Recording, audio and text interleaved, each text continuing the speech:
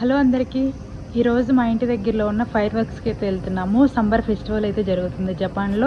అలాగే ఈ summer ఫెస్టివల్ని Hanabi festival అని కూడా అంటారండి జాపనీస్లో. చూస్తున్నారు కదా ఎంత రష్ ఉందో. యాక్చువల్గా బస్సులో వెళ్ళడానికి అయితే 10 మినిట్సే అండి మా ఇంటి దగ్గర నుంచి. కానీ ఆ రోజు మాత్రం ఫుల్ ట్రాఫిక్ ఉంది. ఆల్మోస్ట్ 30 మినిట్స్ టైం పట్టింది.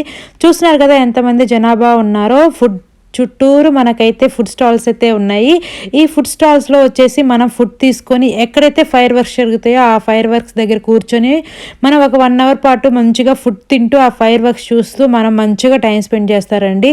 ఎప్పుడు బిజీగా ఉండే ఈ జపనీస్ పీపుల్ మాత్రం ఆడే మాత్రం మంచిగా ఫ్యామిలీ తోటి టైం స్పెండ్ చేస్తారని నాకైతే అనిపిస్తుంది.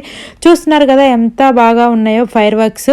కంటిన్యూస్గా మనకి 1 అవర్ పాటు అయితే ఈ ఫైర్ వర్క్స్ అయితే జరుగుతాయండి. మంచి కలర్ఫుల్గా ఉంటుంది నైట్ టైం అయితే.